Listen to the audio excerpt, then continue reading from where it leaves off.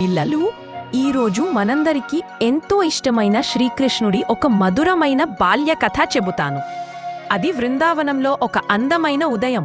పూల సువాసన గాలిలో విరజిమ్ముతుంటే గోపాలకృష్ణుడు తన స్నేహితులతో ఆటలాడుతూ గోవులను మేతకు తీసుకెళ్లేవాడు.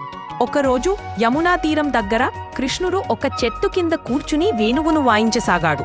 ఆ స్వరాలు అంత మధురంగా ఉండడంతో పక్షులు ఎగరడం ఆపేశాయి, గోవులు గడ్డి మేయడం మర్చిపోయాయి. గోపికలు కూడా తమ పనులు వదిలి ఆయన వైపు పరిగెత్తాయి.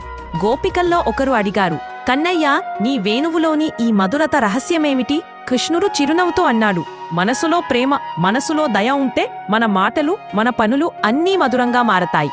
అప్పటినుంచి వృందావనంలోని ప్రతి ఒక్కరూ ఒకరికొకరు ప్రేమతో, దయతో మెలగడం మొదలుపెట్టారు.